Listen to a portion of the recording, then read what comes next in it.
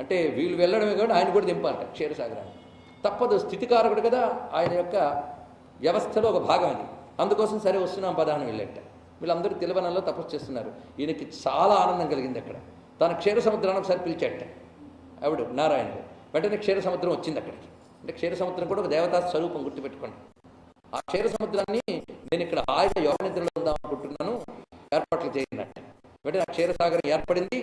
అక్కడే శేషశయనం, దాని మీద హాయిగా యోగ నిద్రలో ఉన్నట్టు. వీరందరూ తపస్సు చేయడం మొదలుపెట్టారు. అప్పుడు ఇంద్రుడి దగ్గరికి బృహస్పతి చెప్తున్నాడు, ఏం తపస్సు చేస్తామని. అవును, ఏం చేయాలి? విష్ణువు చెప్పాడు, వచ్చావు, ఏం చేస్తావు? ఒక పని చెయ్యి, అశూన్య శయన వ్రతం ఉంది, అది చెయ్యు అన్నాడు. ఇది ఎలాగో అంటే ఆషాఢ శుద్ధ విధియ నుంచి కార్తీక శుద్ధ ఏకాదశి వరకు ఇది ఒక విధంగా చాతుర్మాస్యం అండి. ఈ చాతుర్మాస్యం ఆషాఢస్య ద్వితీయాయాం, అది అక్కడి నుంచి ప్రారంభించి చేసుకు. ఇది కృష్ణపక్షే, కృష్ణపక్ష ఆషాఢస్య ద్వితీయాయాం కృష్ణపక్షే, కృష్ణపక్షంలో వచ్చే విధియ నాడు సమారభ్య, అప్పుడు ప్రారంభించేయి. ఎవరిని దీనిలో ఆరాధించాలి? కమలా ప్రాణనాయకం శంఖచక్రాదిభిర్దివ్యై ఆయుధై పరిసేవితం తార్క్ష్యధ్వజం స్ఫురద్వక్త్రం లక్ష్మీ శోభిభుజాంతరం. చతుర్భుజుడు శంఖచక్ర గదాపద్మధారి అయినటువంటి నారాయణుణ్ణి ఇక్కడ నువ్వు తపస్సు చేయు అన్నాడు. సరేనని తపస్సు చేశాడు ఇంద్రుడు. సరిగ్గా ఆ 4 నెలలు చేశాడు. విష్ణువు ప్రసన్నుడై ఆ వాల్కలి అనేటువంటి అసురుణ్ణి సంహరించాడు. ఆ పని ముందే చేయొచ్చు కదండి, పిలిచినప్పుడు వెళ్ళి చేసేవచ్చు కదా, చేయకూడదు. వీడి తరపు నుంచి ఏం చేశాడు? కానీ ప్రధానంగా విష్ణువు ఉన్నాడులే, వాడు కొట్టేసిన వెంటనే మేము వెళ్ళి అడిగితే అని చెప్పేస్తాడంటే నువ్వేం చేస్తున్నావు? నీదైనా తపస్సు చేయాలి. ఇది కూడా భగవంతుడు వచ్చి పలకచ్చు కదా, భగవంతుడు వచ్చి రక్షించవచ్చు కదా అంటే నీ మానా నువ్వు తిరుగుతూ కష్టాలు వచ్చినప్పుడు భగవంతుడు వచ్చి రక్షించట్టు ఆయన చేయడు. నీ తపస్సు ఇది గుర్తుపెట్టుకోవడం. ప్రతి పురాణంలోంచి ఇది చక్కగా అర్థం చేసుకోవాలి. ఇప్పుడు ధర్మానికి జరుగుతున్న శోభ మనకు తెలుసు. కానీ మనం ఏం చేస్తున్నాం? ఎప్పుడైనా స్వామి ఈ అధర్మం అంతా పోవాలి, ధర్మం రక్షింపబడాలి, నా దేశం బాగుండాలి ఎప్పుడో అనుకున్నామా? లేదు.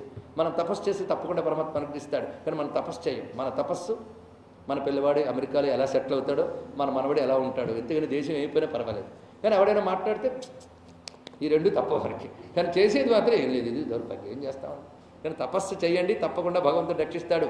ఎంత రావణాసుడు గోల పెడుతున్నా దేవతలు వెళ్ళి కదిలిస్తే కానీ విష్ణువు కూడా దిగి రాలేదు, ఇది తెలుసుకోవాలి. ఎందుకంటే ఆయనకు రావణుడు ఒకటే, ఇంద్రుడు ఒకటి, ఆయనకి ఏం బాధ లేదు, అందరూ ఒకటే పరమాత్మకి. కానీ ధర్మరక్షణ కోసం నువ్వు ఆయన్ని ప్రేరేపిస్తే మంచి కారణం కనుక తప్పకుండా వెంటనే వస్తాడు. ఇది అది కూడా జగతాం ఉపకారకర ప్రభో, జగత్తుకు ఉపకారం కలిగిస్తే తప్పకుండా ఆ కోరిక తీర్చడానికి వస్తాడు కనుక తపస్సు చేయాలి. ఇది ఈ కథలో మనం తెలుసుకోవాల్సింది.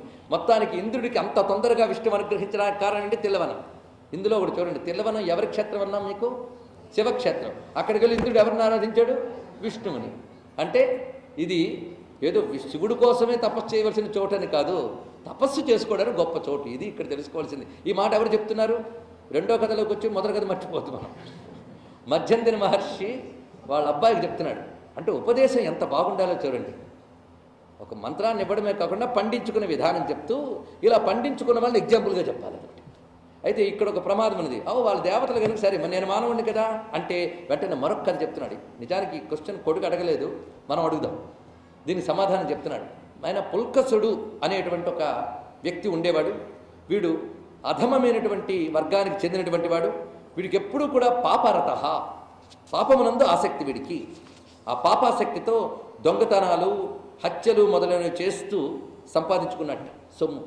ఇంత సంపాదించుకున్న ఎవడికి దానం ఇచ్చిన పాపను పోలేదుట. అయితే ఎలాంటి వాడికైనా జీవితంలో ఒక దశ వస్తుంది, ఎప్పుడో ఒకప్పుడు. ఆ దశలో ఒక తాపం కలుగుతుంది. అదృష్టం ఉంటే అది కూడా. కొందరు చచ్చే వరకు కలుగుతుంది తాపం, బాధలేదు. వీడికి తరించే యోగం ఉంది కానీ తాపం వచ్చింది.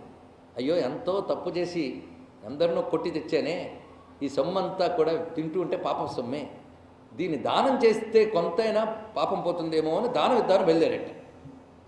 పాపాత్ముడు దానం చేస్తే పుచ్చుకోవడానికి ఆ రోజుల్లో ఎవరు సిద్ధంగా ఉండేవారు కాదు.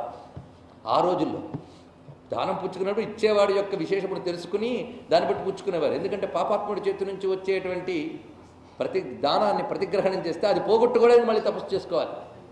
అందుకే మనకి నిత్యం సంధ్యావందనంలో ఒక మంత్రం ఉన్నది, అసతాంచ ప్రతిగ్రహ విస్వాహ అని చెప్తారు.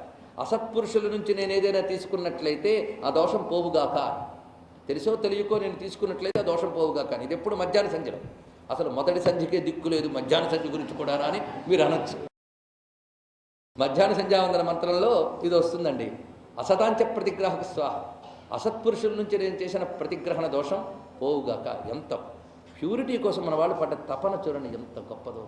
సొమ్ము కాదు, అది వచ్చిన పద్ధతి కూడా అంత దోషం ఉండకూడదు. ఎందుకంటే అది చిత్త సంస్కారాల్లోకి చేరిపోతుంది, ఆ జన్మ పరంపరలో కష్టాల్లో తోస్తుంది. ఇప్పుడు నీకు తెలియదు అది. తిండి తినేటప్పుడు నాలుగు రుచిగా ఉంటుంది, కడుపులోకి దూరేకి ఎంత బాధపడుతుంది. అదేవిధంగా ఇవి కూడా అంతేనండి.